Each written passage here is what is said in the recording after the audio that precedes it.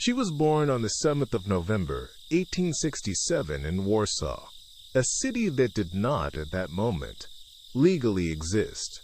The name Warsaw appeared on no official map of the Russian Empire as anything other than a provincial administrative center, a place where the language spoken in the streets was tolerated but not recognized, where the culture of a people who had once maintained one of the largest kingdoms in Europe was permitted to persist only in domestic spaces and in the interiors of people's minds, carefully shielded from the officials and the informers who represented the occupying power. Poland had been erased from the political map of Europe for 70 years, divided between Russia and Prussia and Austria in the partitions of the previous century, and the Warsaw in which Maria Salome Skłodowska was born was a city that existed in the imagination of its inhabitants and nowhere else. Her father, Władysław Skłodowski, was a secondary school physics and mathematics teacher, a man of genuine intellectual gifts who had been trained as a scientist in a time and place where the institutions that would have given those gifts full expression had been systematically dismantled. He kept scientific instruments at home, as some men keep books or musical instruments, for the private pleasure of handling them, for the demonstration of principles to his children, for the maintenance of a connection to the world of rational inquiry that his professional life, constrained as it was by the occupying power's restrictions on Polish education, could not fully satisfy. He showed his children the instruments and explained what they measured. He read to them. He expected them to think. Her mother, Bronisława Skłodowska, was the principal of a private school for girls, an institution that operated under the particular strain of the Russian educational system's insistence that Polish culture and language be suppressed wherever possible. She was a woman of deep Catholic faith and extraordinary personal dignity, and she was dying of tuberculosis throughout the childhood of her youngest daughter, maintaining the appearance of normality and the reality of her responsibilities with a self-discipline that her children observed and absorbed without fully understanding what they were watching. Bronisława died when Maria was 10 years old, and her death was the first of the two catastrophes of Maria's childhood. The second was the death of her eldest sister Zosia from typhus 2 years before. The child who would become Marie Curie grew up in a household shaped by these twin losses, and by the daily reality of life under occupation, the careful management of what could be said in public, the distinction between the face presented to authority and the inner life preserved against it, the particular tension of being a person whose culture and language were treated as problems to be solved by a state that had decided they were incompatible with good order. These conditions did not crush the Skłodowski family. They produced in all 4 surviving children, Józef, Bronia, Helena, and Maria, a fierce and durable intellectual seriousness, a conviction that education was not merely useful but essential, that the mind was the one territory the occupation could not reach, and that the development of that territory was not a luxury but a form of resistance. Maria was the youngest and, in the judgment of her teachers and her family, the most gifted. She learned to read at the age of 4, apparently without formal instruction, in an incident that her sister Bronia described decades later. The family was gathered for a reading lesson. Bronia was struggling with the syllables, and the 4-year-old Maria, who had been watching and listening, picked up the page and read it through fluently. The moment caused general astonishment and, apparently, some alarm. Her parents worried that they had pushed her too hard, that so early a flowering was a sign of fragility rather than strength. They need not have worried. The mind that had learned to read at 4 would still be producing original scientific work at the age of 66. She attended the clandestine institution known as the Floating University, a network of informal classes that met in private homes, moving from location to location to avoid detection by the Russian authorities. The floating university taught Polish history, Polish literature, and the sciences at a level well beyond what the official Russian-approved schools were permitted to offer. It was, in every sense, an act of collective intellectual resistance, maintained by the teachers who ran it and the students who attended it at genuine personal risk. Maria attended these sessions with the intensity of someone who understood exactly what they cost and exactly what they offered. The particular quality of Warsaw's cultural resistance to occupation was, in some ways, the dominant influence on the character of the child who grew up inside it. When the state tells you that your language does not officially exist, when your history is taught covertly in the apartments of strangers rather than in official classrooms, when you learn very early that what is true and what is officially sanctioned are different things, you develop, if you are the right kind of person, a relationship to authority that is neither blindly obedient nor simply rebellious. You develop the capacity to distinguish between claims that are supported by evidence and claims that are supported by power, and you develop a disposition to take only the former seriously. This is, in a different register, precisely the disposition that a scientist needs. The city that tried to erase Marie Curie's culture gave her the intellectual tools to remake the world's understanding of matter. She was also, from childhood, extraordinarily good at mathematics. Her father's lessons were not wasted on her. She absorbed the language of number with the naturalness of a native speaker, found in algebra and arithmetic the same pleasure that some children find in music or in games.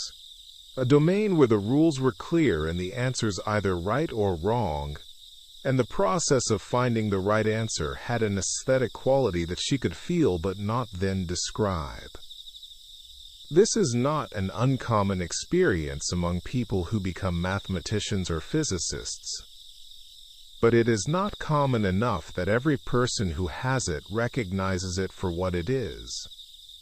A sign not of precociousness but of vocation, of the mind announcing the territory it was built to inhabit. She excelled when she finally reached the Russian gymnasium in Warsaw in all her subjects.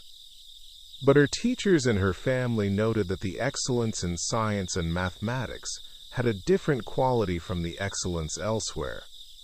Not just facility, but absorption. The particular attention of someone who is not merely meeting a standard, but discovering something they already obscurely knew. She graduated first in her class in 1883 at the age of 15 and received the gold medal that was awarded to the top graduate. She was not able to continue immediately to university, because the University of Warsaw did not accept women, and the options available to her required resources that her family did not have. She spent a year at home, exhausted and somewhat adrift, before the arrangement with Bronya gave her future a shape. The Warsaw she grew up in was also, underneath the surface of occupation, a city of passionate intellectual life. A place where the conversation about science and literature and philosophy and politics was conducted with an intensity that the circumstances gave it. In Paris, ideas competed in an open market. In Warsaw, they were preserved against the possibility of suppression, which gave them a different weight. The Skłodowski family participated in this intellectual life fully, and the children who grew up in it understood, earlier than most, that ideas were not decorations but necessities, that the life of the mind was not a luxury but the thing that made life worth living, even under conditions that made life difficult. The floating university was not just an educational institution, it was a statement about what education was for. In Warsaw, in the 1880s, education, real education, not the approved curriculum of the occupying power, was an act of faith in the future, an assertion that the people being educated would have a future worth having, that the knowledge being passed on would find applications in a world that no longer required it to be hidden. The students who attended were not simply learning chemistry or history or literature. They were practicing the habit of inquiry in a context designed to suppress it. And that practice was itself a form of preparation for any scientific career. The capacity to pursue what you believe to be true, regardless of what the authority around you insists, is the case. The languages Marie Curie spoke, Polish, Russian, French, English, German, were not merely practical tools, but records of the multiple worlds she had inhabited. Russian was the language of the occupation, learned because it was required, used because it was necessary, carrying with it the flavor of something imposed. French became the language of her scientific life, the language in which she thought about physics and wrote her papers and taught her students. English came later, through the contacts with British and American scientists that her fame eventually produced. German she read fluently, because the German scientific literature was essential to anyone working in her field. Polish remained, throughout, the language of her interior life, the language of her letters to her family and her private journals, the language in which she remembered her mother. The arrangement between Maria and her sister Bronya was made sometime around 1885, when Maria was 17 and Bronya was 20, and it was made with the calm practicality of two intelligent people confronting an impossible situation and deciding to solve it together. Bronya wanted to study medicine in Paris, the only European city that accepted women into its medical faculties without the restrictions that made medical training elsewhere effectively inaccessible to them. Maria wanted to study science, also in Paris. Neither had money. Neither could work and study simultaneously without the other's support. The solution they devised was sequential. Maria would work as a governess and send as much of her salary as she could spare to Paris, where Bronya would study medicine. When Bronya was qualified and earning, she would support Maria's own studies in turn. This arrangement required Maria to defer her own education by approximately 6 years, and she agreed to it without apparent resentment, though the years of waiting were, by her later account, among the most difficult of her life. She took positions as a governess with families in Warsaw and then in the countryside, in the flat farmland north of the city. The position that defined this period was with the Zarowski family, wealthy landowners with a considerable estate, and several children requiring education. She lived in their house for 3 years, teaching the children, conducting classes for local peasant children on her own initiative, an act that was technically illegal under the Russian educational regulations, and that she undertook with a full awareness of the risk, and falling during this period, deeply in love with the eldest son of the family, Kazimierz Zarowski, who was studying mathematics in Warsaw, and who returned her feeling with apparent sincerity. The relationship was ended by the Zarowski parents, who regarded a penniless governess as an unsuitable match for their son and said so. Kazimierz, who did not have the strength of character to resist his parents' judgment on a matter they considered their business, acquiesced. Maria, who had been counting on the relationship as the foundation of a life in Poland, found herself suddenly without it, in the position of an employee whose employers had decided to treat her private feelings as a problem they had solved. She stayed in the position. She had no choice.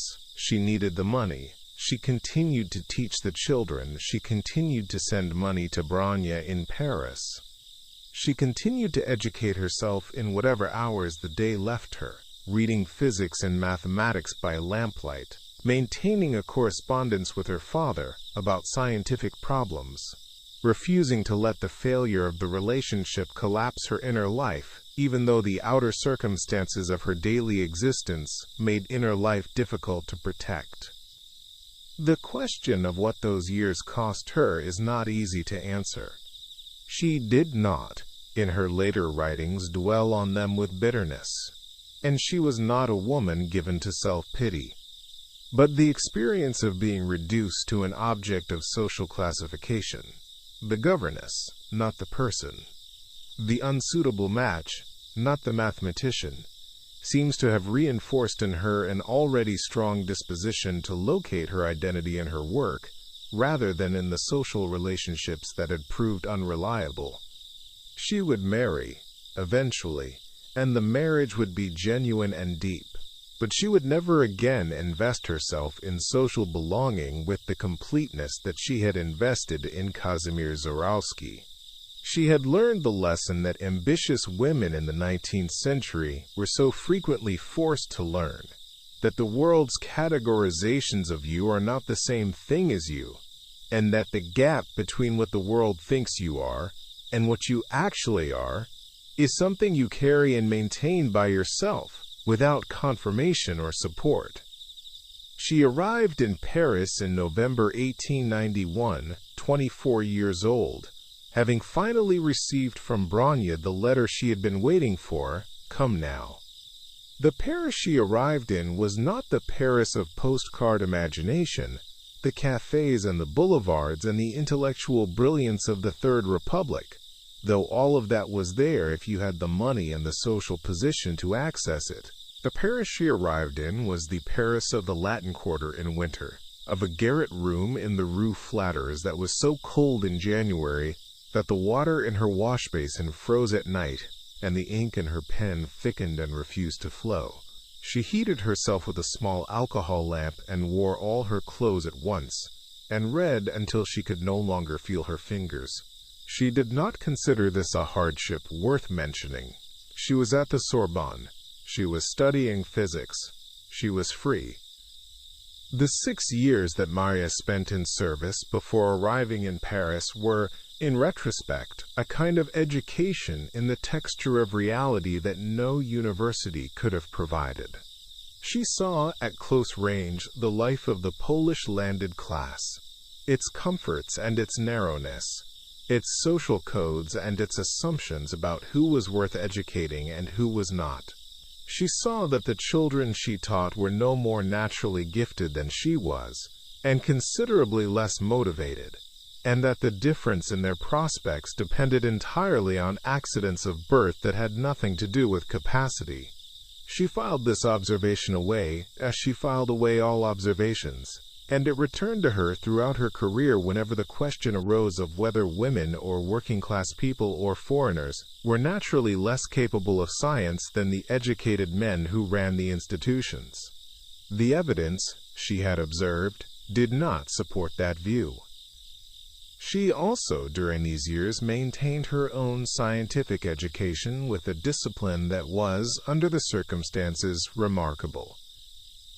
She had no access to a laboratory, no teacher, no interlocutor except the letters she exchanged with her father and the books she was able to obtain.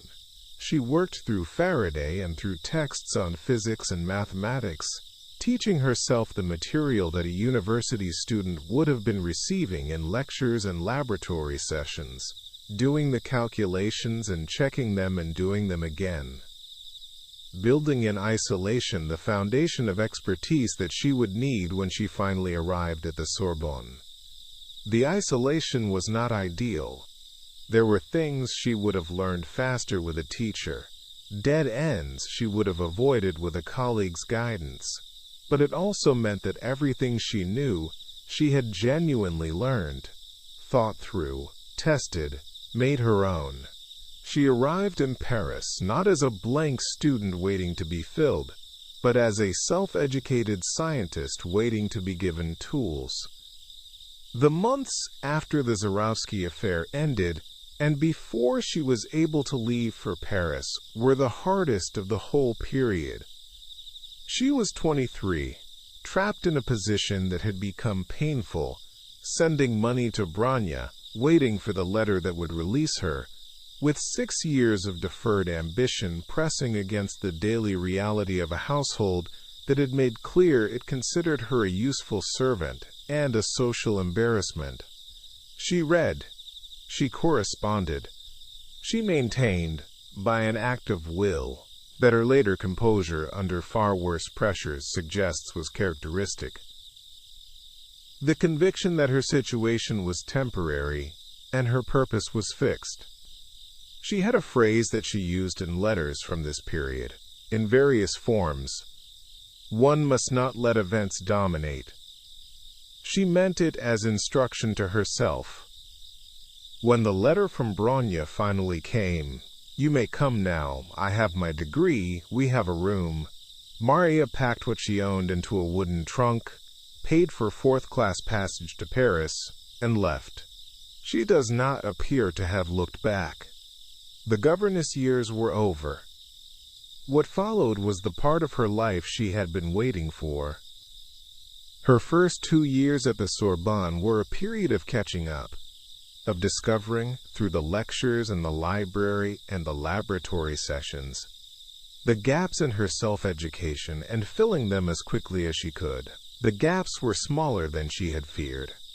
Her father's teaching and her own years of reading had given her a foundation that was solid, if not comprehensive.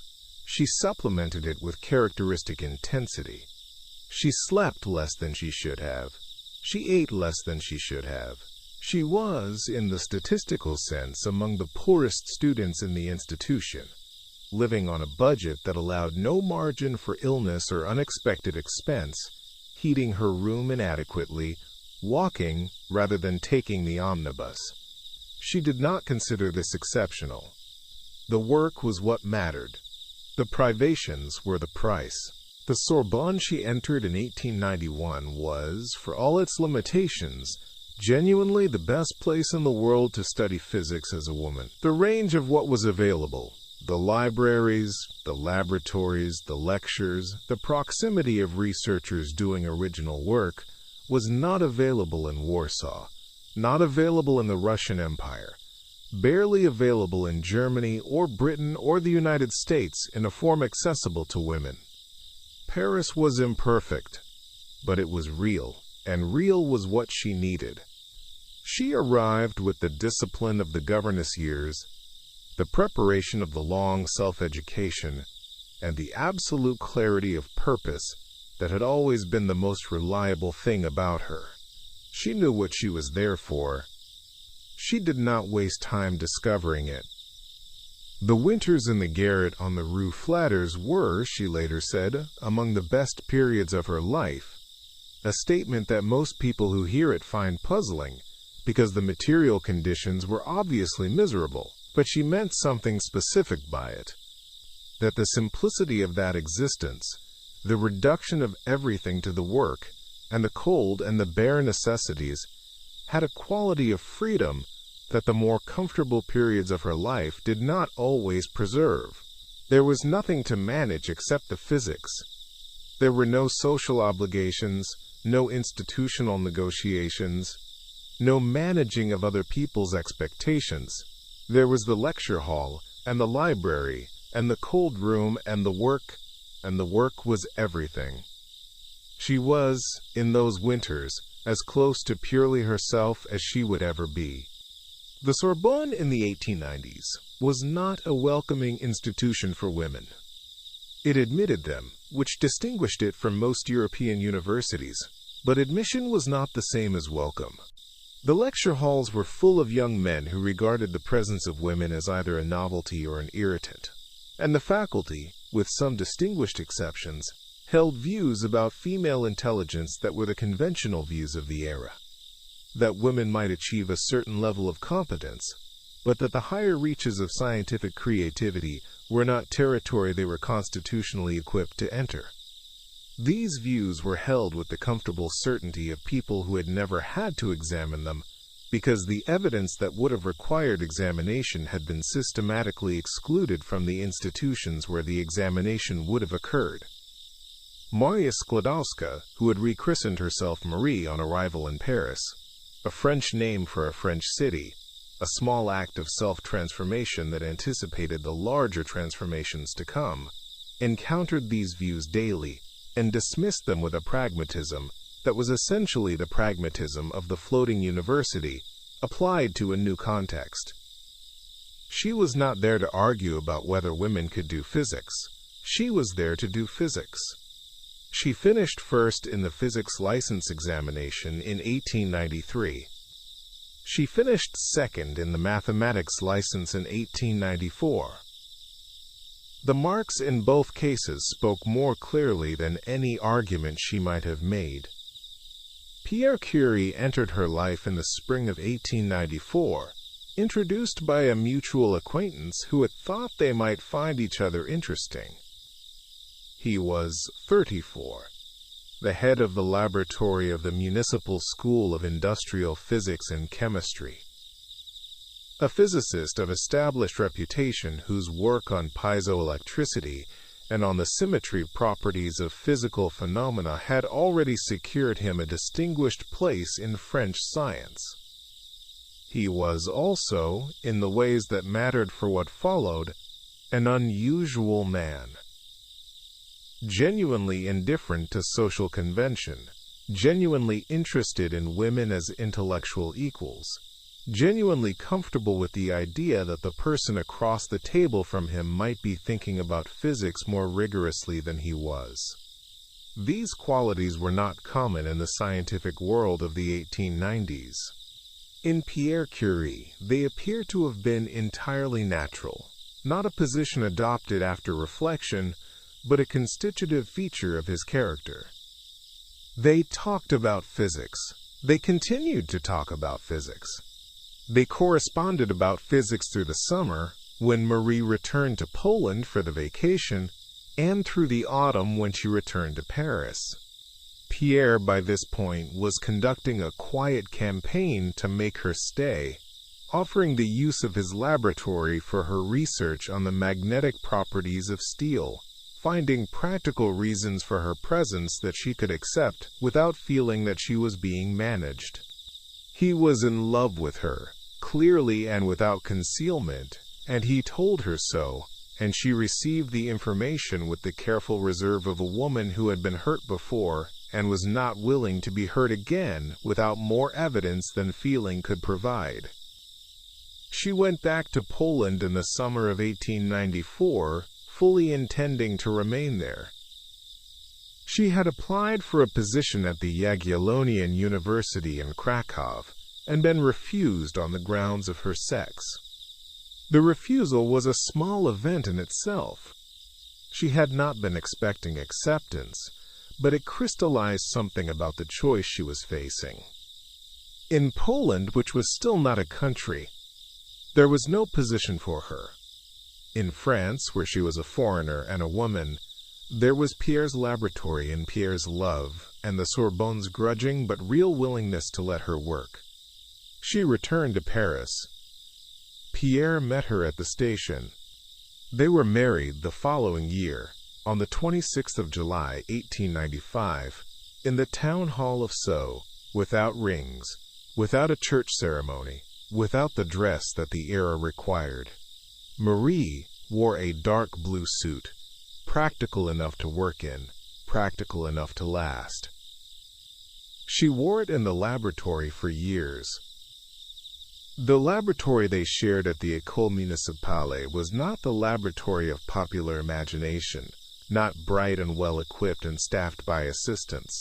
It was a leaking, poorly heated shed in the courtyard of the Rue Le Mans, with earthen floors and damp walls and equipment that they bought largely with their own money, because the French scientific establishment had not yet decided that whatever they were working on was worth funding.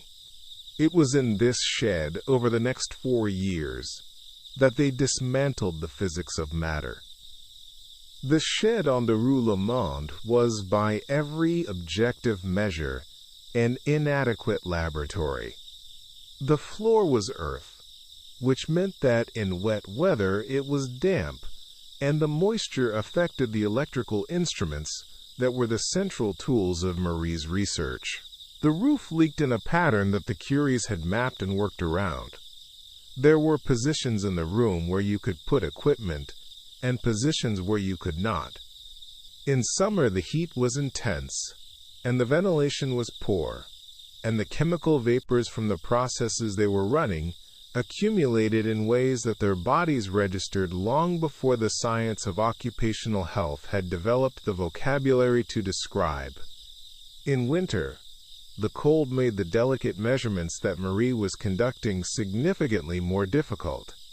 Temperature changes affected the behavior of the gases she was ionizing, and small variations in temperature produced variations in the readings that had to be corrected for by supplementary calculations. She documented all of this with the same precision she brought to the scientific measurements themselves. Her notebooks from this period are not merely records of experimental results, but records of conditions: temperature, humidity, the state of the equipment, the presence of anomalies that might indicate problems with the apparatus rather than phenomena in the material. This comprehensive documentation was part of her scientific method. You could not trust a measurement unless you knew everything about the circumstances under which it had been made. The circumstances were not always good. They were always recorded. Pierre's decision to join her work was not made lightly. He had been pursuing a program of research on crystal symmetry that was producing interesting results, and interrupting it meant setting aside work that might have led, in its own time, to significant findings. He weighed the decision and made it. The reasoning, as he explained it in letters from this period, was partly scientific and partly personal. The anomaly in the pitch blende measurements was too significant to ignore. The implications of a new radioactive element were too large to leave to one person's investigation, and the person pursuing the investigation was his wife, whom he trusted absolutely.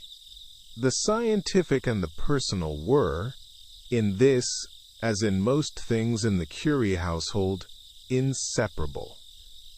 The discovery of polonium and radium were announced in papers to the Académie des Sciences in 1898, and the papers were received with the mixture of interest and skepticism that greets announcements of results that do not yet have the support of isolated material and confirmed atomic weights.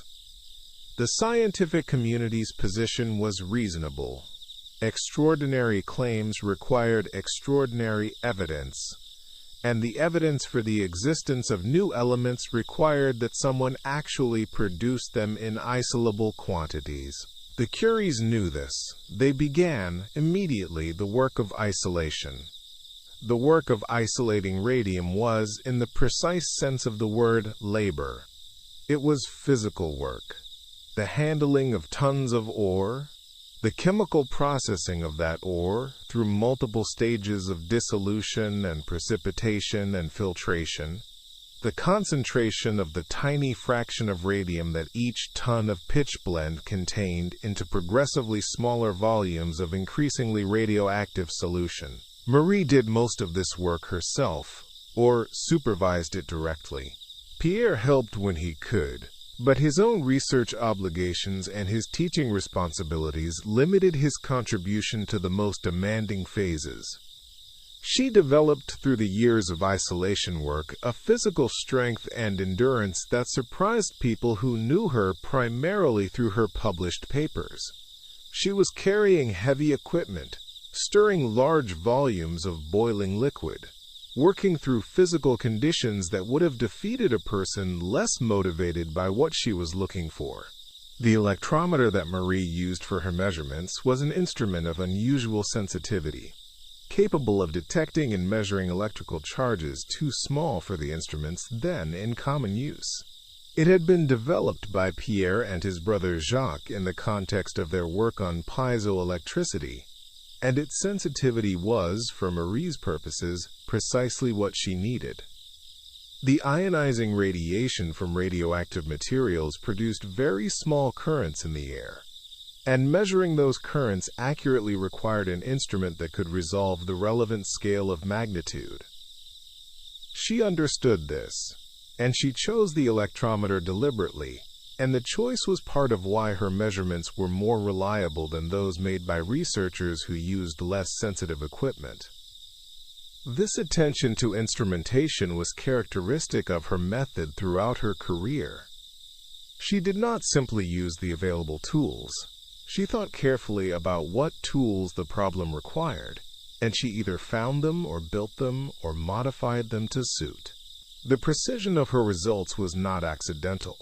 It was the product of careful attention to every aspect of the measurement process, from the purity of the materials being measured, to the calibration of the instruments, to the conditions in the room. She developed over the years of her work a set of standards for radioactivity measurement that became the basis for the international standards eventually adopted by the scientific community, and those standards were essentially the formalization of the practices she had developed in the Rue Le Monde.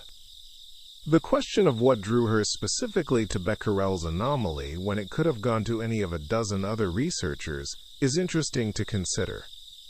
She later said, in the autobiographical sketch she wrote near the end of her life, that she had chosen it precisely because nobody else had pursued it, that the unclaimed problem was the problem worth having.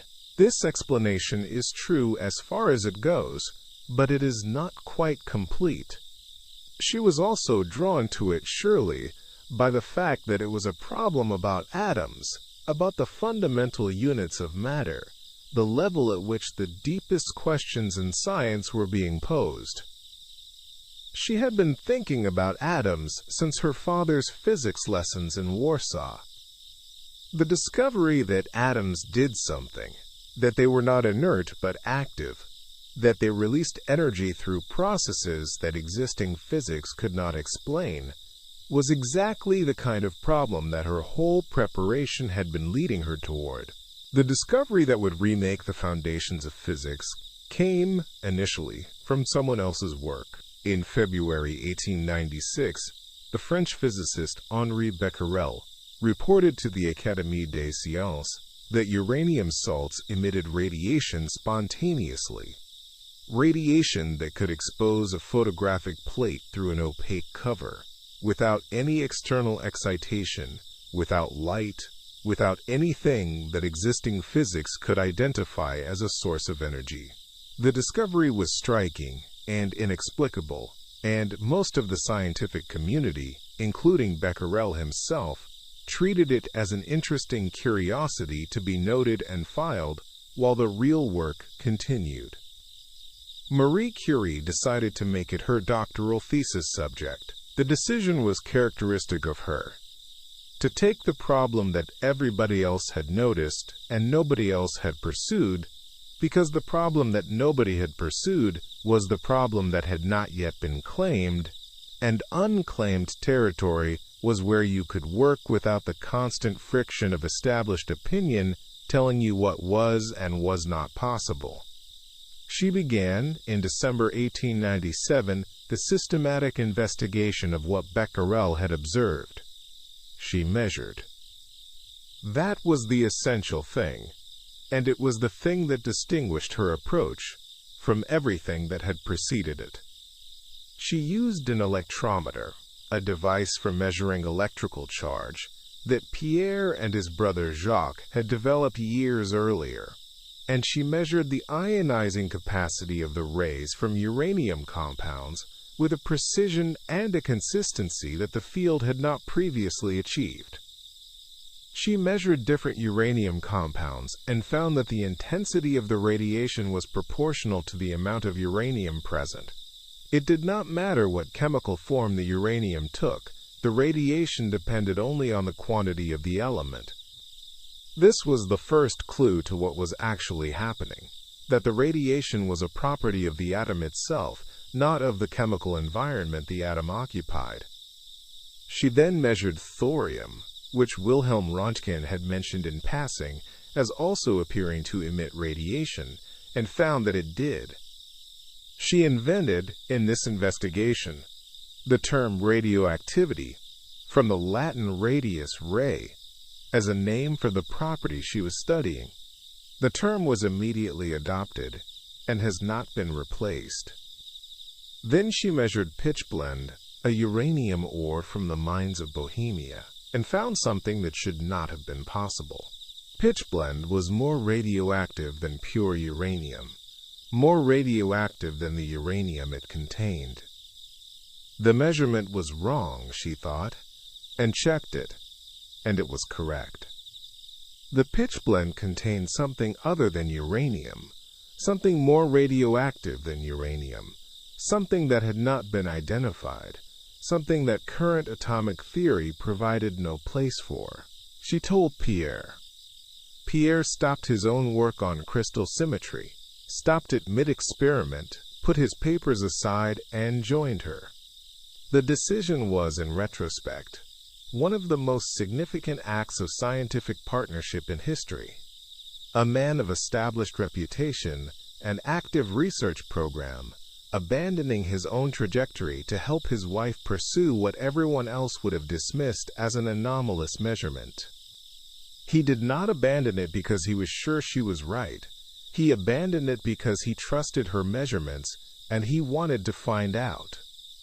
They worked together through 1898, processing ton after ton of pitchblende residue, the waste material from uranium extraction, obtained from the Bohemian mines at cost, and eventually donated when the mine's owners began to understand that something important was being done with it. Looking for the unknown element that their measurements demanded must be there. In July 1898, they announced the discovery of polonium, named for the country that was still not a country, that had been wiped from the map when Marie was a child. In December 1898, they announced the discovery of radium. They had not isolated either element in pure form. They had deduced their existence from the behavior of the ore. To isolate radium, to produce a sample large enough to weigh, to determine its atomic weight, to place it definitively in the periodic table, would require the processing of enormous quantities of pitchblende residue. Marie undertook this work. It took 4 years.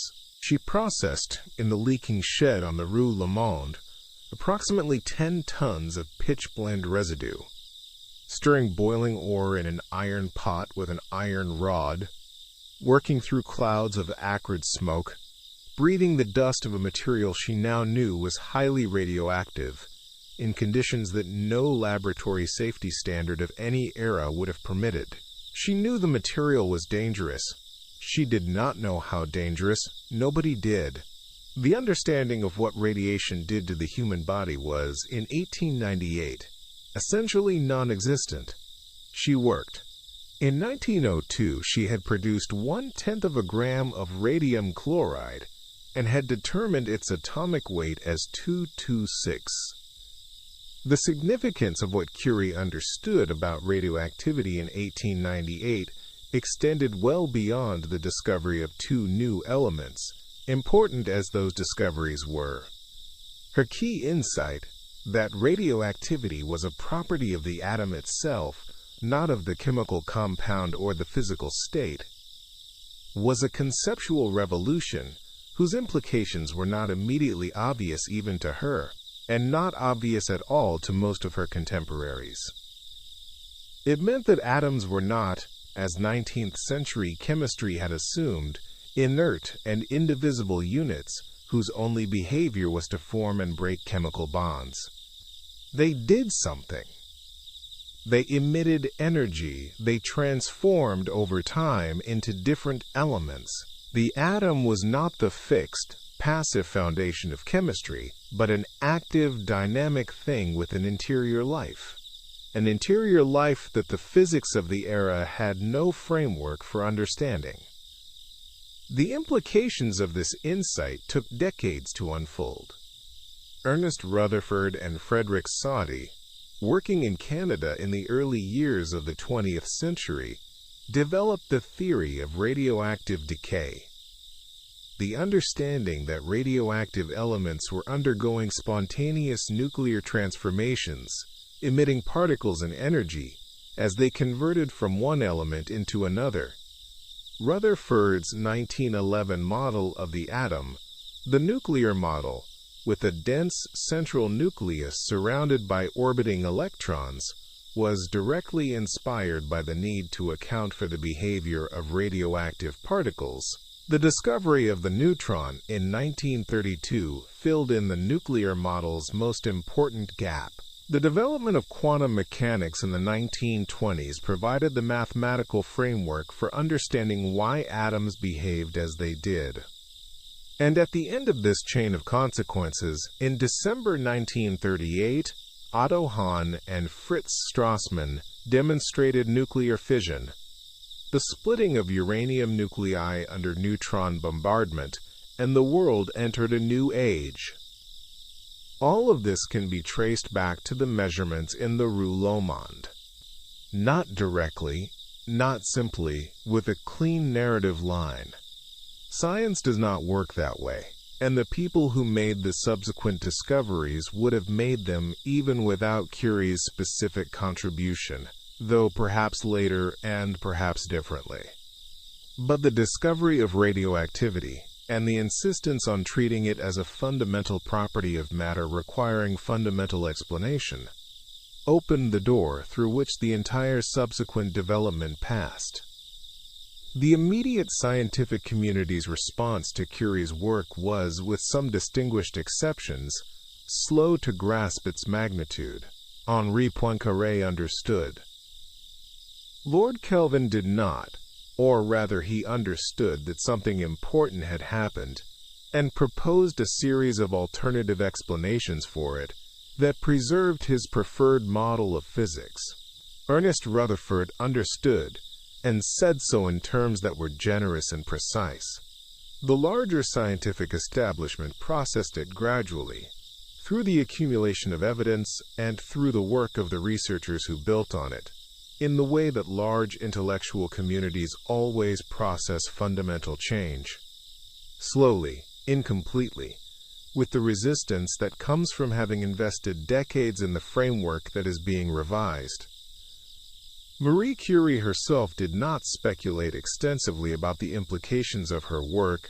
She reported what she had measured. She interpreted those measurements with the minimum of theoretical apparatus consistent with the data. She declined to advance hypotheses she could not support with evidence. This disposition, the disposition of a scientist who has learned, in hard conditions, to trust nothing that cannot be measured and verified, was both her greatest strength and, occasionally, a limitation.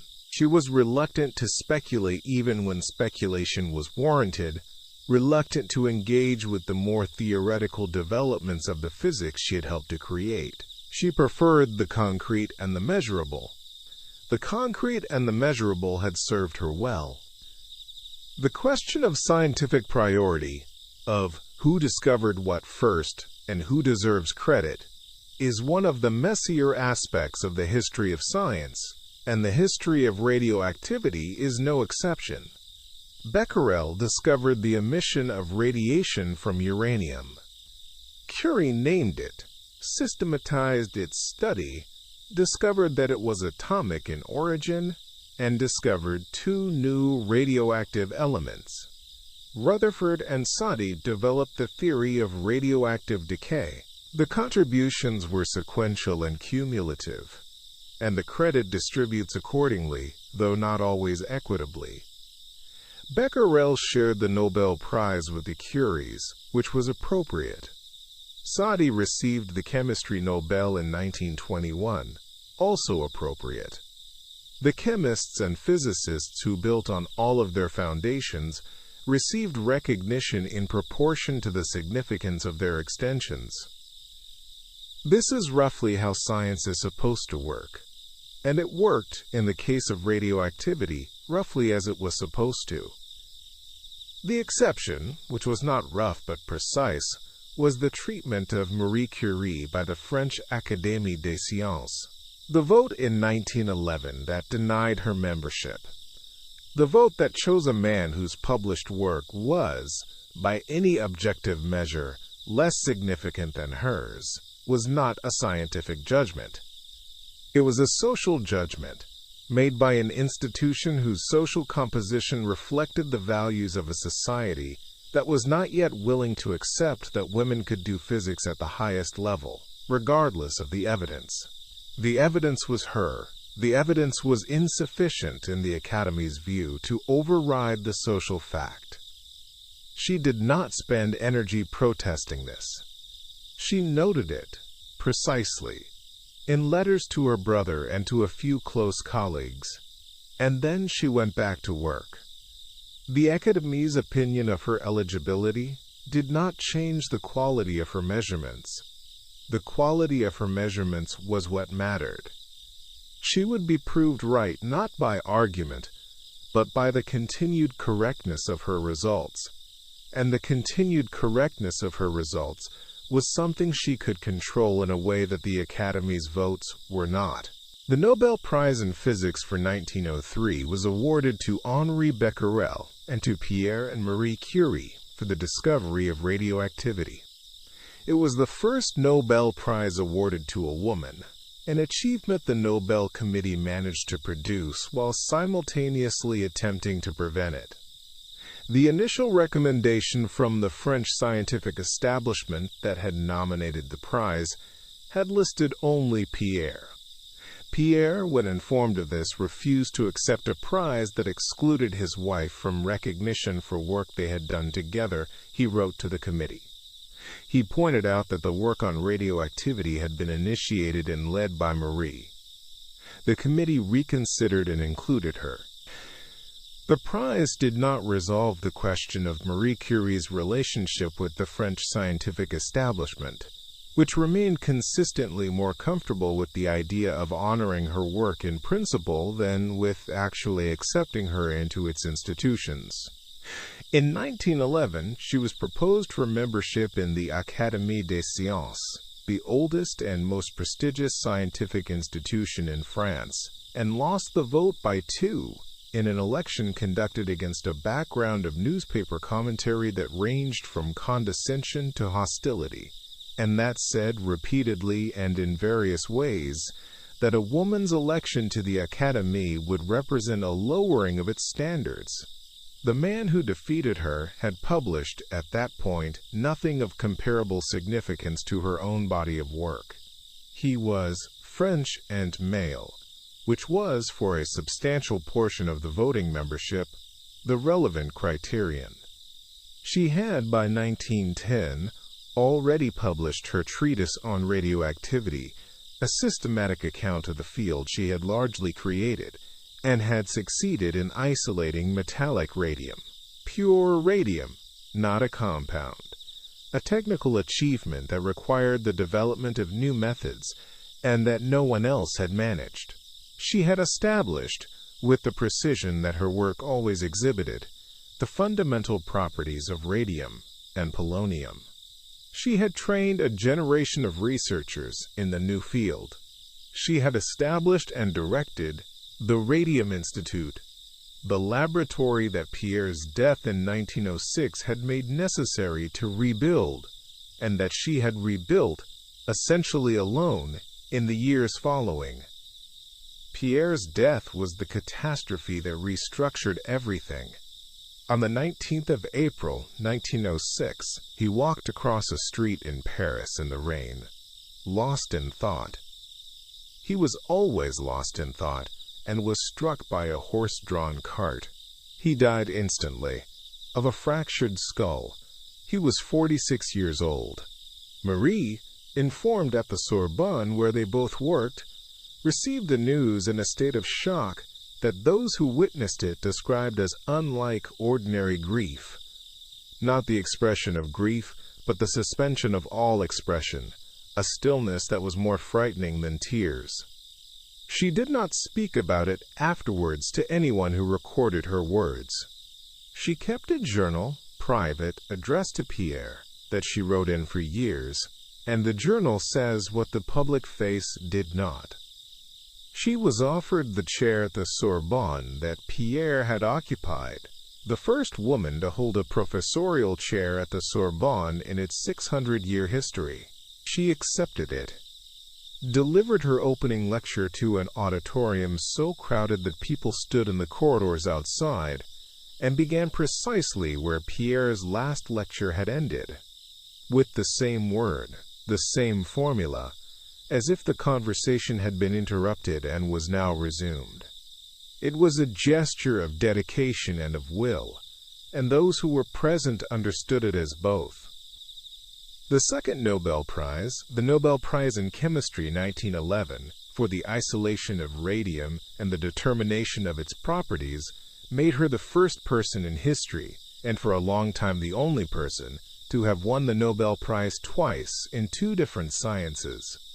The award was received against the background of a public scandal that was, in its particular ugliness, a precise illustration of the rules that governed women who chose to live on their own terms. She had, after Pierre's death, developed a friendship and then a relationship with Paul Langevin, a physicist who had been Pierre's student and who was unhappily married. The relationship was discovered when Langevin's wife stole their letters from his office and sold them to the press. The French newspapers declared Curie a husband-stealer, a foreign Jew. She was neither foreign in the relevant sense nor Jewish, but both accusations were leveled. A woman whose private life disqualified her from public honor. The Nobel Committee, under pressure, suggested she might decline to come to Stockholm to receive the prize. She wrote back, with the formal precision that characterized her correspondence when she was controlling fury, that the prize had been awarded for her scientific work, and that her scientific work was not connected to her private life, and that she would be in Stockholm on the appointed date. She was. The year 1906 divided Marie Curie's life into two parts, as definitively as any event can divide a life. Before Pierre's death, she had been half of a scientific partnership that was also a marriage. A person who did her work in the context of daily conversation and shared purpose, and the ordinary texture of a household with children and colleagues and friends. After his death, she was something different. A person who carried the entirety of her work alone, who had no one to share the daily problems with, who received the credit for things that had been done together, and who received it in a form that was sometimes genuinely honoring and sometimes patronizing and sometimes simply wrong about what she had actually done. She did not speak of grief publicly. She published, she taught. She directed the institute. She wrote letters and attended committees and supervised students and ordered equipment. The productivity of the years after Pierre's death is, in purely quantitative terms, remarkable. She published substantial scientific work. She oversaw the publication of a major treatise on radioactivity.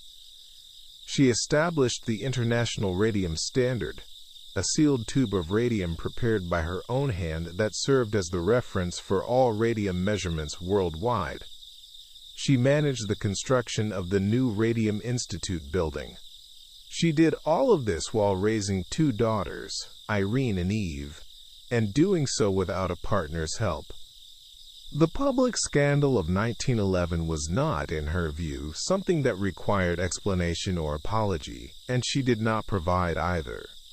She had lived, after Pierre's death, in a state of loneliness that those closest to her found painful to observe. The relationship with Langevin was a relationship between two adult scientists in a complicated set of circumstances, and whatever its moral dimensions, in those dimensions were genuinely complex, involving a marriage that had broken down and a man who had not formally left it. They were her dimensions and his, not the public's. She made this position clear in her letter to the Nobel Committee and in other statements from the period, with the precision and the controlled anger of a person who understood exactly what was being done to her and had decided not to give it the satisfaction of a defense that conceded the terms of the attack. The Norwegian newspapers, covering her Nobel lecture in December 1911, described her as aged and worn, which was consistent with the photographs from this period. She was 43 years old and looked older. The lines of the war with the French establishment, with public opinion, with the management of grief and work and motherhood. All of it visible in her face, which had never been conventionally beautiful, but which had, in the photographs from the early years of the century, a quality of absorption and intensity that people describe. By 1911 the absorption was still there, and the intensity was still there, and the grief was there too, in a way that she could not control in photographs as she controlled it in public. She gave her Nobel lecture on the 9th of December 1911, and the lecture was a comprehensive account of the state of radioactivity research, delivered with the exactitude of a scientist who knew the field completely and had helped create it, and it concluded with a paragraph that was, in its measured way, as much a statement of scientific values as a summary of research.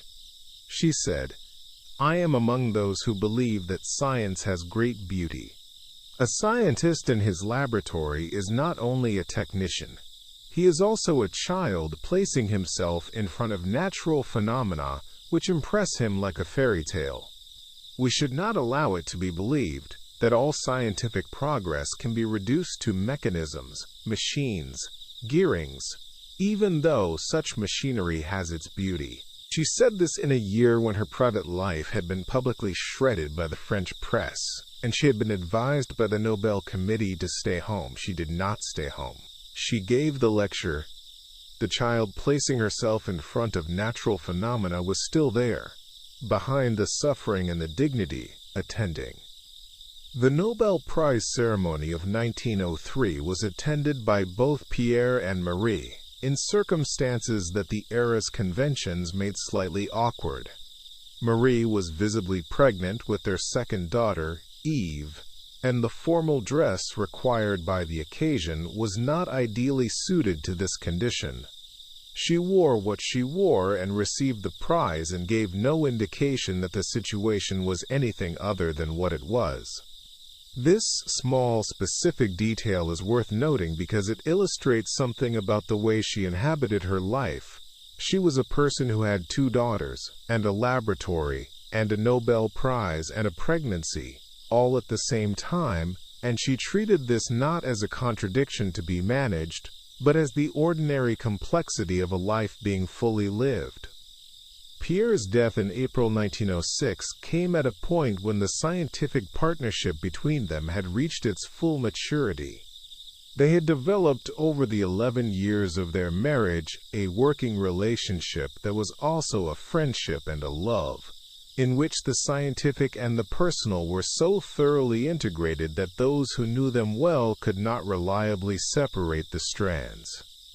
He brought to their work a theoretical sensibility and a physical intuition that complemented her methodological rigor and her extraordinary capacity for sustained experimental labor. She brought to his work a precision in measurement and a willingness to do the slow, cumulative work of building a complete picture that his more volatile creativity sometimes skipped over. Together they were, in the judgment of everyone who observed them, more than the sum of their parts. She carried him with her, in the work, for the remaining 28 years of her life. The Radium Institute was his monument as much as hers. She had made that explicit in its naming. The standards she maintained, the precision she demanded of her students, the refusal to publish results before they were fully verified. All of these were practices they had developed together, and she preserved them as a form of fidelity. She was not a sentimental woman in any conventional sense, but she was faithful, and the faithfulness expressed itself in the work. When the First World War began in August 1914, Marie Curie was 46 years old, the director of the Radium Institute in Paris, and in possession of a clearer understanding than almost anyone else in Europe of how X-ray technology could be used in the service of wounded soldiers. X-rays. The radiation that Röntgen had discovered in 1895 and that Tesla had been on the edge of discovering before him could produce images of the interior of the human body, of broken bones, of shrapnel lodged in tissue, of the internal damage that bullets and shell fragments made invisible to the surgeon who needed to address them. The technology existed. The training of the people who would need to use it in a field setting was incomplete. The equipment was concentrated in hospitals, in cities. The soldiers were dying in fields. Curie organized. She requested from the French government the authority and the resources to convert vehicles into mobile X-ray units, vehicles that could be driven to the front, parked near a field hospital, and used to image the wounded before they were sent further back for surgery. The government, which was occupied with the overwhelming administrative demands of mobilizing a nation for a war it had not expected to fight on its own soil, was slow to respond. She obtained vehicles through other means, through donations from wealthy women who understood what she was proposing and wanted to help. She equipped them herself, designing the installation of the X-ray apparatus, the electrical generator, the dark room for developing the images, in a space barely larger than a modern bathroom.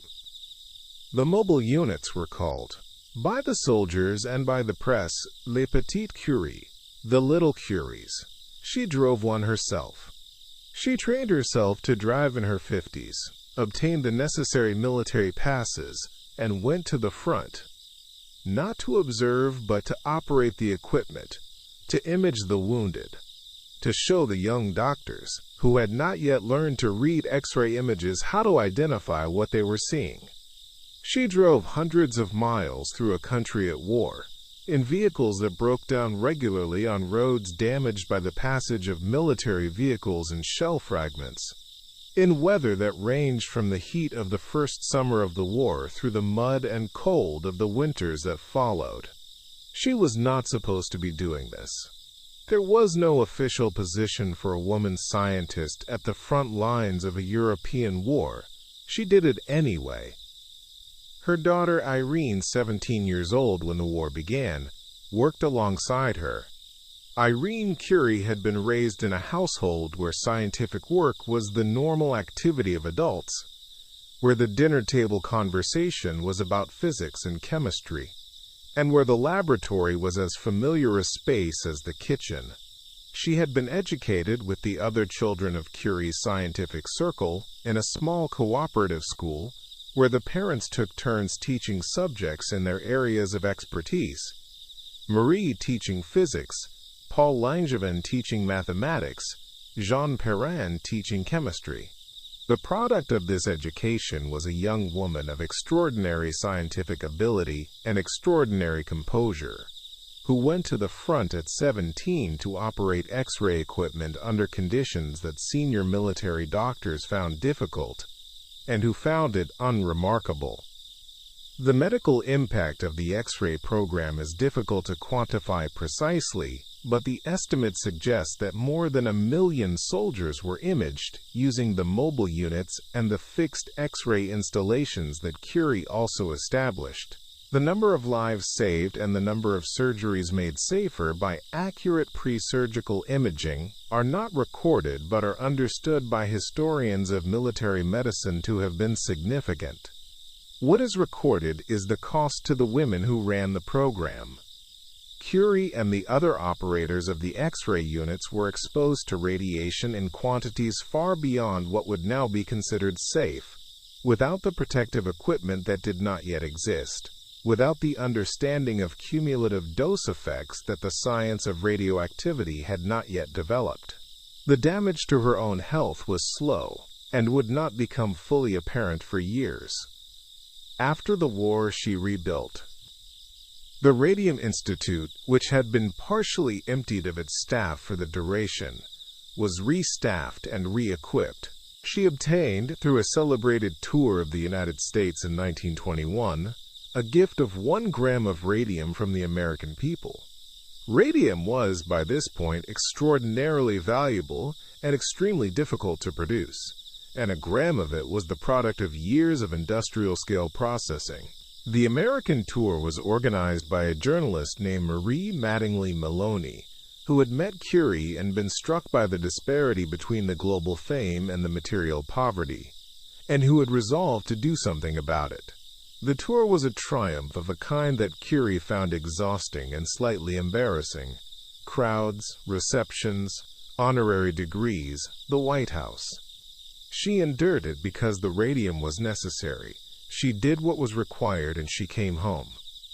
The mobile X-ray program was not the only contribution Curie made to the war effort, but it was the most visible and the most directly life-saving. Less visible, and equally important, was the training program she established for radiological technicians. The women who would operate the X-ray equipment, not only in the mobile units, but in the fixed radiological installations that she was simultaneously establishing at hospitals throughout France. X-ray technology in 1914 was a known quantity in major urban hospitals. It was entirely absent from the network of field hospitals and casualty clearing stations that the scale of the Western Front necessitated.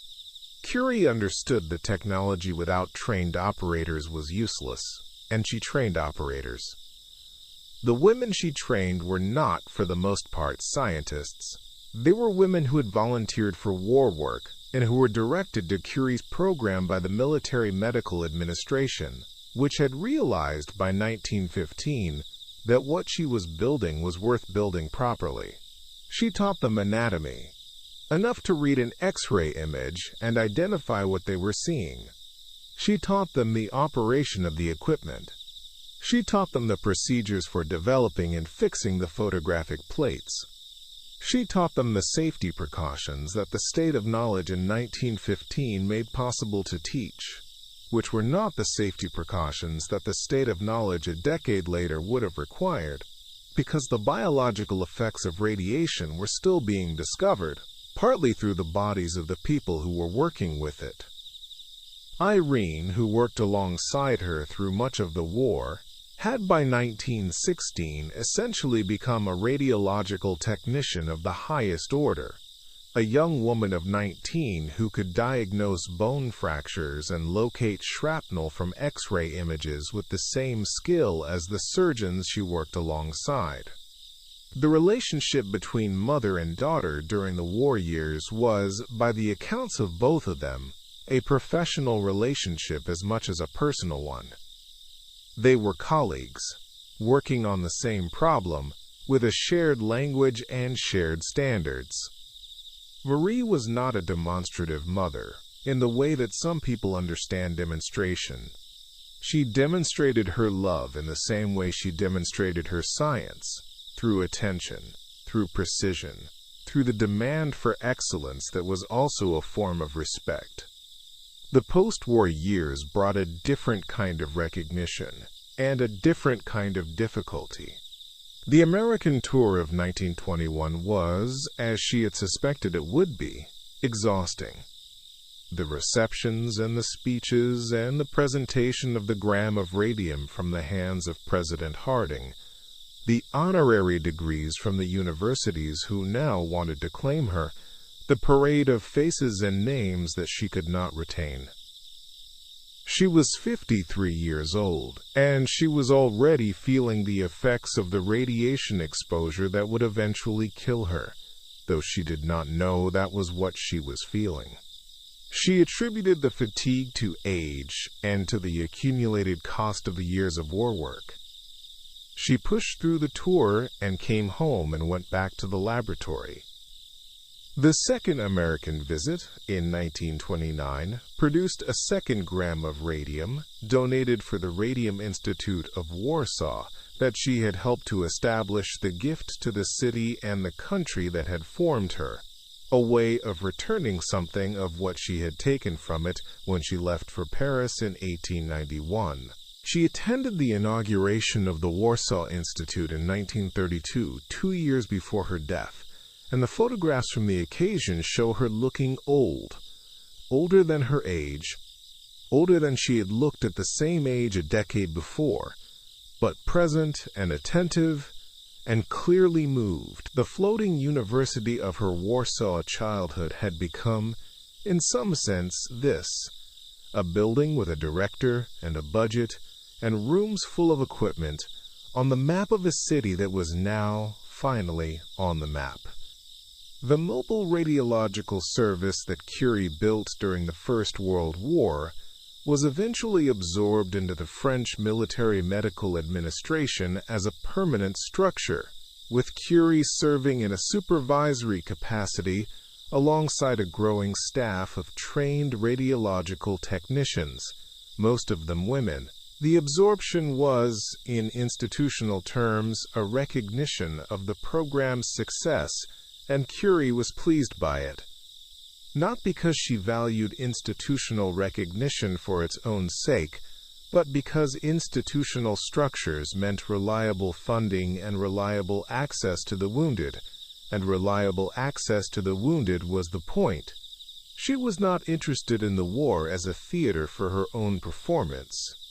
She was interested in it as a problem to be solved. The women who came through her training program in the war years went on, in the decades that followed, to build the infrastructure of radiological medicine in France and in the countries they returned to. They became heads of radiological departments in hospitals, trainers of the next generation of technicians, advocates for the expansion of the field. The program Curie created in wartime was, in effect, a professional training system for a medical specialty that did not yet fully exist in institutionalized form, and the women it produced were the founding generation of that specialty. This was not how Curie thought of it at the time. She was too focused on the immediate problem, the wounded soldiers who needed to be imaged before surgery. But it is how historians of medicine have come to understand it. After the war, she was, briefly, visible to the political world in a way she had not been before and would not be again. She served on the League of Nations International Committee on Intellectual Cooperation, an early predecessor of UNESCO, a body devoted to the promotion of international scientific collaboration and the free exchange of knowledge across national boundaries. She took the position seriously, attended the meetings, contributed to the discussions about how scientific information should be shared, and how the institutions of science should relate to each other across national lines. These were questions she cared about genuinely. Science was, in her view, fundamentally international, and the nationalist competition that had produced the First World War was, among its many other costs, a cost to the enterprise of science that she found genuinely troubling. The years between the end of the First World War and her death in 1934 were years of institutional construction, of scientific legacy, and of the slow, accumulating damage of a lifetime's exposure to the elements she had discovered. She was not idle in these years. She was never idle. But the nature of her activity shifted from the laboratory bench to the directorial office, from the making of discoveries to the making of the conditions in which discoveries could be made by others. The Radium Institute on the Rue Pierre Curie, named for her dead husband on a street that had been renamed for him, was the institution she had spent the post-war decade building into one of the finest research laboratories in the world. It attracted researchers from across Europe and beyond, young scientists who came to Paris specifically to work under her supervision, to learn the methods she had developed, to participate in the extension of the field she had created. She supervised them with the same exactitude she brought to her own work, demanding precision in measurement and rigor in interpretation, tolerating no sloppiness of method and no inflation of results. She was not, by the accounts of those who worked under her, a warm or an easy supervisor. She was a fair one and a demanding one, and the researchers who passed through the institute carried her standards with them to the institutions they went on to build. Her daughter Irene was by now a physicist of the first rank, working in the institute and extending the family's engagement with radioactivity into new directions. The resemblance between mother and daughter was not merely physical but scientific. Both women shared the same methodological precision, the same willingness to do laborious quantitative work that other researchers avoided, the same capacity for sustained attention to a problem over years rather than weeks. Irene worked alongside her mother and alongside her husband Frédéric Joliot, and in 1934, the same year that Marie died, the Joliots would discover artificial radioactivity, the ability to create radioactive isotopes that did not exist in nature, an achievement for which they were awarded the Nobel Prize in Chemistry the following year. The Nobel Committee would later say that it was one of the most important discoveries in the history of physics. Marie did not live to see it officially recognized, but she was present in the laboratory when the experiments were conducted, and she understood what they meant. She understood it because her own understanding of radioactivity had, by 1934, deepened immensely from the conceptual framework she had been working with in 1898.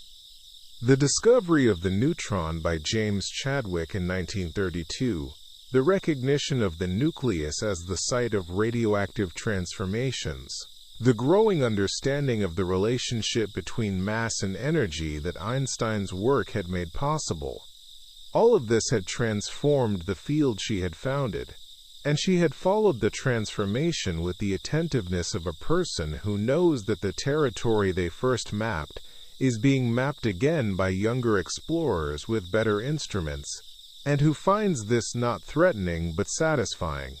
The map she had drawn was the beginning, not the end. That was how it was supposed to work.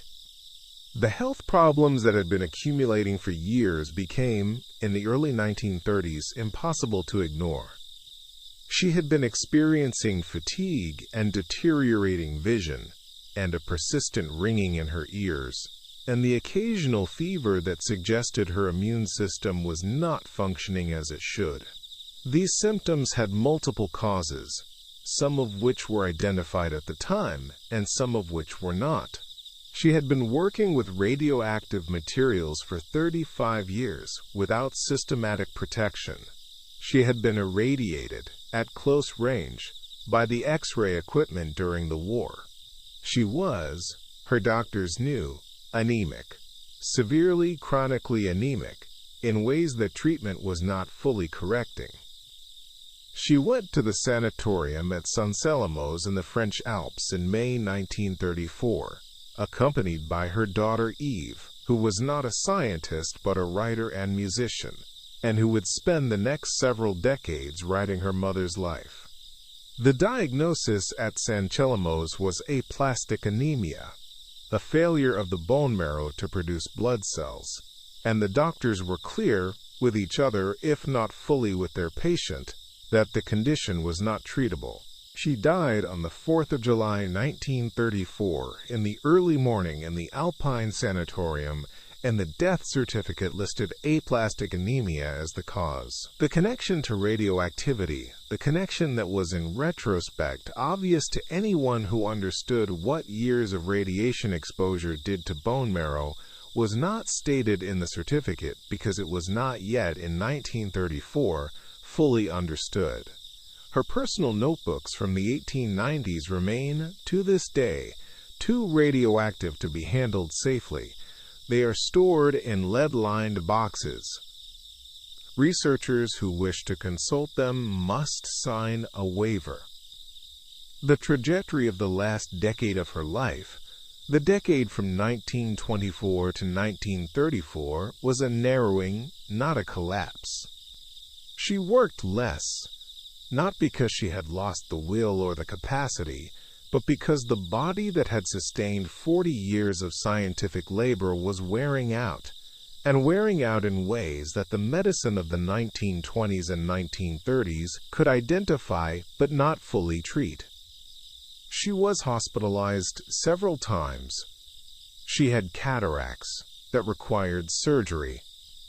She had the persistent fatigue and the recurrent fevers that were the symptoms of what was happening to her bone marrow. She took iron supplements and received blood transfusions and rested when resting was unavoidable, and she went back to the laboratory when she could. The laboratory she went back to was a different laboratory from the one she had built in the first years of the century. It was larger, better equipped, staffed by researchers who were doing work that she supervised but did not herself perform. Her own experimental work in these years was narrower in scope than it had been. She focused on the precise determination of radioactive standards, on the accumulation of accurate data that the field needed for its ongoing development, on the kind of work that rewarded patience and precision more than physical endurance. It was still genuinely scientific work, still producing results that mattered, still characterized by the methodological rigor that had always been her signature. She was also, in these years, intensely interested in the work that Irene and Frédéric Joliot were doing in the same building. The Joliots were extending the investigation of nuclear physics in directions that went well beyond anything Curie had pioneered. They were producing radioactive isotopes artificially, bombarding stable elements with alpha particles and creating unstable nuclei that had no natural existence. This was, in the physics of the early 1930s, a frontier, and it was being worked by researchers who had grown up in the tradition she had created. She attended their discussions. She read their papers and draft. She brought to the conversations her accumulated experience with the measurement of radioactivity and the assessment of experimental results. And she brought also the particular perspective of someone who had been working with radioactive materials since before most of the Joliot's colleagues had been born. The discovery of the neutron by James Chadwick in 1932 was a milestone she lived to see, and she understood its importance immediately. The neutron resolved a fundamental problem in nuclear physics, the problem of where the mass of the nucleus came from, given that protons alone could not account for it, and it opened the door to the bombardment experiments that would, within 6 years, produce nuclear fission. She did not foresee fission. She died before the key experiments were performed, but she understood when Chadwick's paper appeared that something important had happened, and she said so in the conversations she had with the younger researchers in her building.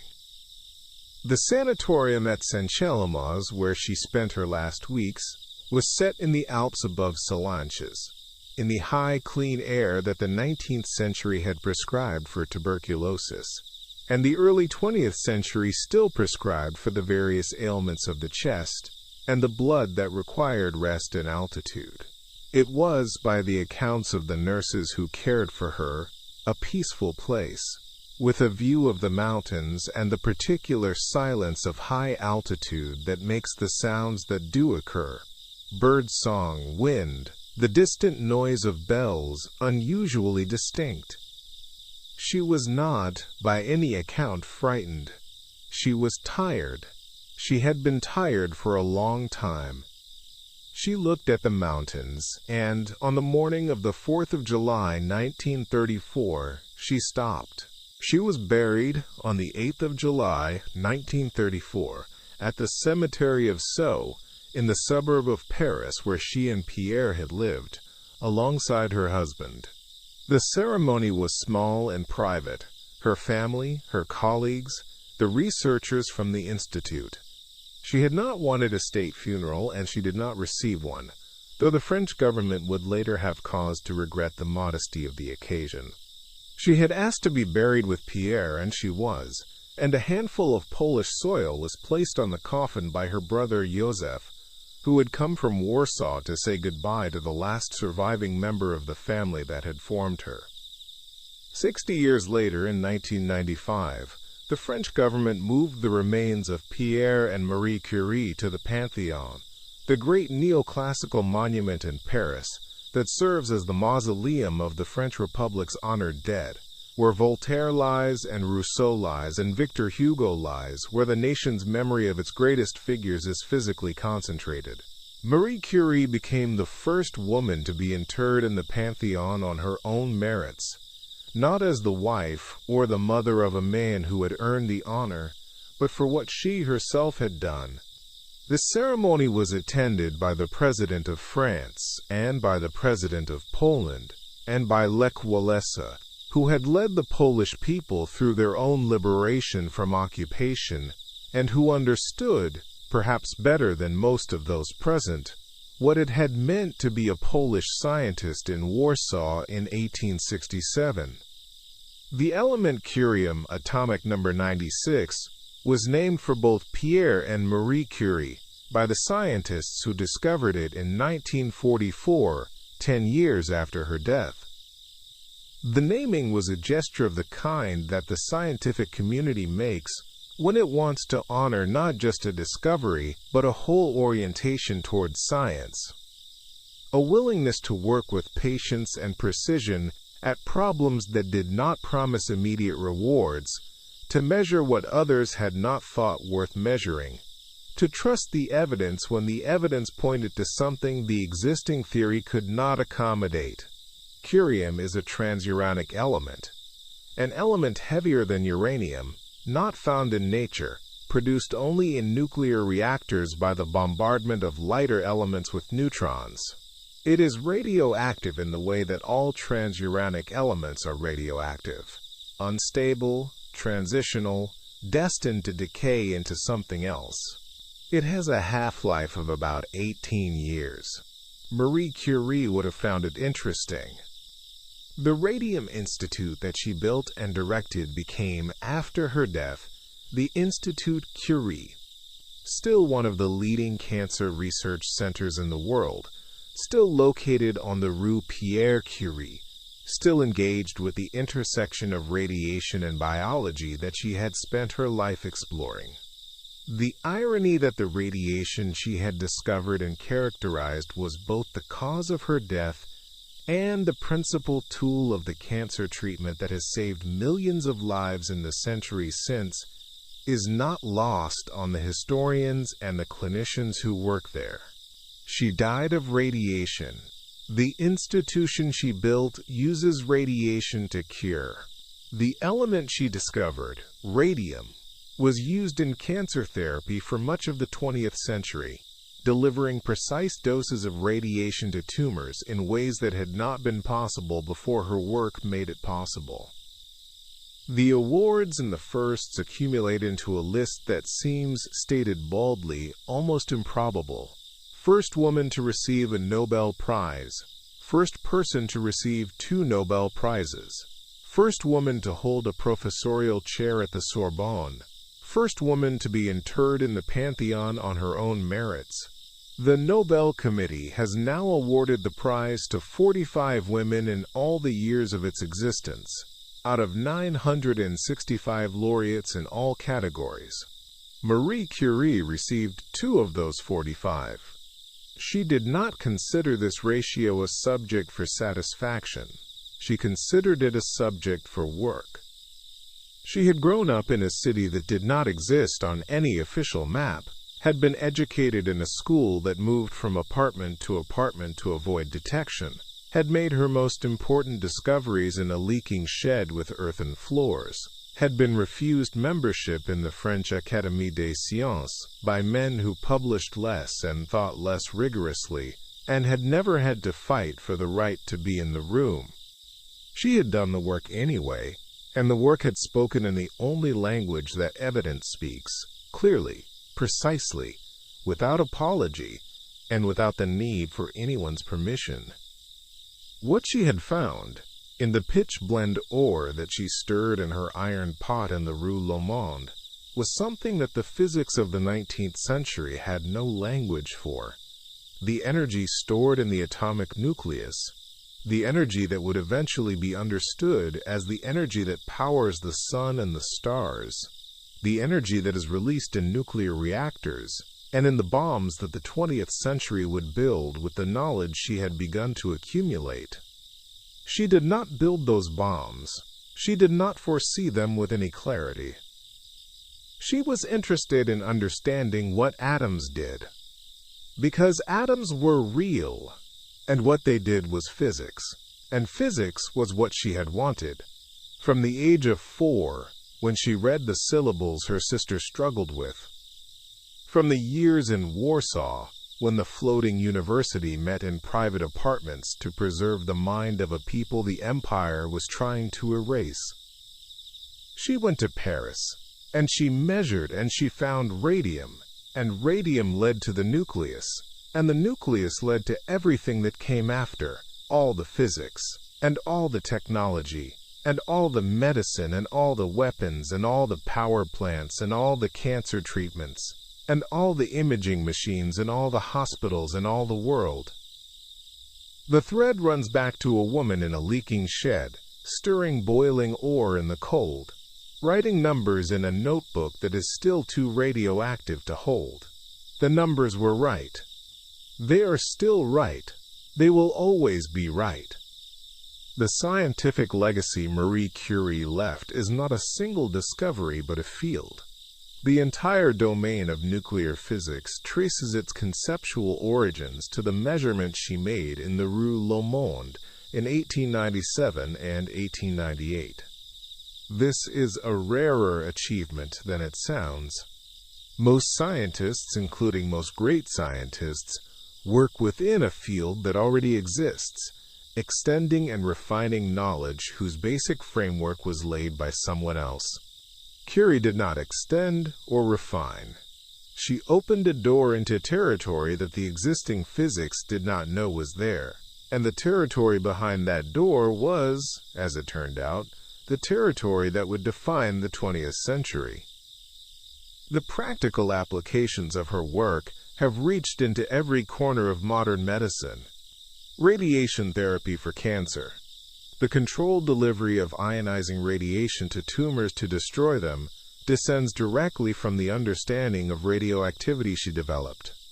Nuclear medicine, the field that uses radioactive isotopes to image the interior of the body and to target specific tissues for treatment, would not exist without the basic science she established. The technique of carbon dating, which has transformed archaeology and anthropology by making it possible to determine the age of organic materials with precision, depends on the radioactive decay principles she discovered. The smoke detectors in most homes contain a tiny quantity of a radioactive isotope, performing a safety function through the ionization of air that she first characterized in her doctoral research. She was also, and this is less often emphasized, a founder of the practice of radiation safety, a founder through negative example, in that her own exposure and the exposure of the workers in her laboratory demonstrated in the most direct possible way that ionizing radiation was dangerous to human tissue in ways that required protection. The systematic development of radiation safety protocols, dosimetry standards, and protective equipment began, in earnest, with the recognition that the people who had worked without protection in the early decades of radioactivity research were dying at higher rates than the general population. The first generation of radiation scientists paid with their health for the knowledge that made subsequent generations safer. Her notebooks, which the Bibliothèque Nationale de France holds in sealed, lead-lined containers, are among the most literally dangerous archival materials in the world. The paper itself is contaminated with radium-226, which has a half-life of 1/600 years, meaning that approximately half of the radium deposited on those pages in the 1890s will still be there in the 35th century. Researchers who consult the notebooks must sign waivers acknowledging the risks and wear protective clothing that Curie never had. The contamination is a record, in the most direct possible form, of the conditions in which the science was done, the handling of radioactive material without protection, the proximity of the notebooks to the substances being measured, the daily contact between her hands and the materials that were killing her imperceptibly while she recorded their properties. The notebooks are beautiful objects, in their way. The handwriting is small and regular and dense. The figures are neat. The graphs are careful. And across the pages there runs the evidence of a mind working with complete attention on a problem it understood to be important, without any sense of performing for posterity, without any of the self-consciousness that archival materials sometimes carry. She was writing for herself, to record what she had measured and what she had concluded, and the records would be useful to anyone who needed them, to herself, to Pierre, to the researchers who would follow. She was not writing for history. History came to find her anyway, in the lead-lined boxes, in the contaminated pages, in the numbers that were right and are still right and will be right when the last traces of radium on those pages have finally decayed into something stable. The life she lived was not the life she had planned in Warsaw or in the governess years, not the life of orderly progress from education to career to recognition, the life that the comfortable citizens of the Third Republic took for granted. It was a harder life, a stranger life, a life shaped by accident and by will in equal measure, by the death of a husband and a sister, and the slow damage of an element she had found and named and spent herself to understand. But it was also, in its way, exactly the life she had wanted from the beginning, a life of work, a life of measurement, a life in which the question she was asking was always more important than the comfort of the person asking it. She had wanted to know what the atoms did. She found out.